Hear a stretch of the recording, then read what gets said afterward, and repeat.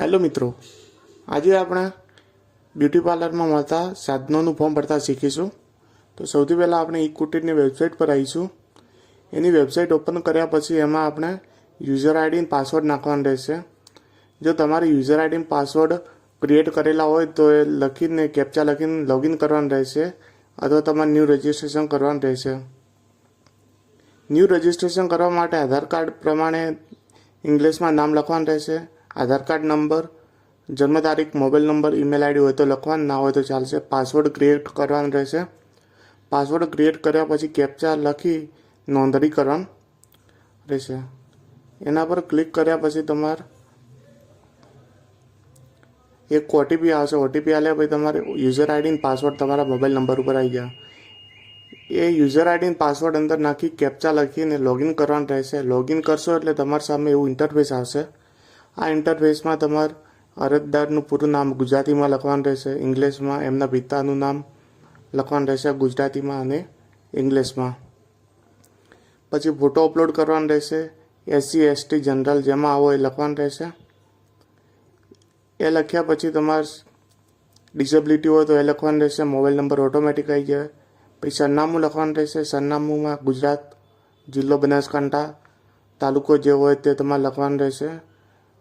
ગામનું નામ અને અરજદારનું પૂરું સરનામું લખવાનું રહેશે. ઉપર અને નીચેનું સરનામું બંને સેમ હોય તો સેમ લખી દેવાનું, ના હોય તો તમારે બંને અલગ અલગ સરનામું લખવાનું રહેશે. પછી તમારે નીચે અપડેટ પર ક્લિક કરવાનું રહેશે. અપડેટ પર ક્લિક કરશો તો તમારી સામે આવું ઇન્ટરફેસ ખુલશે. એમાં તમારે માનવ કલ્યાણ યોજના પર ક્લિક કરવાનું રહેશે. માનવ કલ્યાણ પર ક્લિક કર્યા પછી તમારે સેલ્ફ ડિક્લેરેશન ફોર્મની જરૂર પડશે. એ પ્રિન્ટ આઉટ પહેલાં કરી દેવાની રહેશે. એ કઈ રીતના ફોર્મ ભરવું એવું તમને બીજા વિડીયોમાં શીખડાવીશ. જો વિડીયો સારો લાગ્યો હોય તો લાઈક કરજો, કોમેન્ટ કરજો અને શેર કરજો. અહીંયા અરજદારના રેશન કાર્ડનો નંબર લખવાનો રહેશે. નંબર લખ્યા પછી તમારે બીજું ઓપ્શન આવશે. એમાં તમારે ટૂલ ટિપ્સનું નામ લખવાનું રહેશે. જે તમારે સેન્ટિંગ કામ, વાહન સર્વિસ, પ્લમ્બર, ભરતકામ કે બ્યુટી પાર્લરમાં ફોર્મ ભરવાનું હોય તો એ સિલેક્ટ કરવાનું રહેશે. અહીંયા તમે કેટલા ભણેલા છો એ લખવાનું રહેશે. સામે તમારે બ્યુટી પાર્લરનો કોર્સ કરેલો હોય તો એનું સર્ટિફિકેટનું લખવાનું રહેશે. જો તમે બીપીએલ કાર્ડમાં હો તો બીપીએલ કાર્ડ સ્કોર લખવાનું રહેશે અથવા તમારું વાર્ષિક આવક લખવાનું રહેશે. નીચે તમારા ધંધાનું નામ લખવાનું રહેશે. એમાં આપણે બ્યુટી પાર્લર લખવાનું રહેશે. અરજદારનો ધંધો વારસાગત છે કે નહીં, એમાં જો વારસાગત હોય તો યસ કરવાનું, નો કરવાનું. અરજદારનું ક્ષેત્ર, શહેરમાં રહો છો કે ગ્રામીણ, એ લખવાનું રહેશે. પછી તમે તાલીમની જરૂર છે કે નહીં, જો જરૂર હોય તો યસ, ના હોય તો નો લખવાનું રહેશે. પછી નીચે સરનામું લખવાનું રહેશે. ઈ શ્રમ કાર્ડ નંબર, મતલબ ઈ શ્રમ કાર્ડ કાઢેલું હોય તો એમાં ઈ શ્રમ કાર્ડ નંબર લખવાનો રહેશે. જો ન કાઢેલું હોય તો તમારે ઈ શ્રમ કાર્ડ કઢાવવું પડશે અને પછી એનો નંબર લખવાનો રહેશે. જો લોનની જરૂર હોય તો યસ કરવાનું, ના જોઈતી હોય તો નો કરવાનું. આ કર્યા પછી આટલું ફોર્મ ભર્યા પછી તમારે સેવ એન્ડ નેક્સ્ટ પર ક્લિક કરવાનું રહેશે.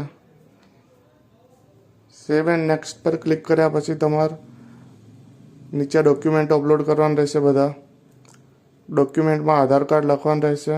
આધાર કાર્ડ નંબર લખીએ આધાર કાર્ડને અપલોડ કરવાનું રહેશે. રેશન કાર્ડની જરૂર પડશે એમાં અપલોડ કરવા માટે. આધાર કાર્ડ, ચૂંટણી કાર્ડ કે એલસી તરીકે તમારે ઉંમરનો પુરાવા તરીકે એને અપલોડ કરવું પડશે. સેલ્ફ ડિક્લેરેશન ફોર્મ અપલોડ કરવું પડશે. ઈ શ્રમ કાર્ડ અને બીપીએલ સ્કોરમાં તમે જો યસ લખ્યું હોય તો એ સ્કોર એરિયું અપલોડ કરવું પડશે. સેલ્ફ ડિક્લેરેશન ફોર્મ તમારે આપણે જ્યારે વેબસાઇટ ખોલીએ ત્યારે ડાઉનલોડ કરવાનું ઓપ્શન આવે છે. ત્યારે ડાઉનલોડ કરી ફોર્મ ભરી અને સ્કેન કરીને એને અપલોડ કરવાનું રહે છે. સેલ્ફ ડિક્લેરેશન ફોર્મ કઈ રીતના ભરવું એનો 2-3 દિવસમાં વિડીયો આવી જશે. Thank you.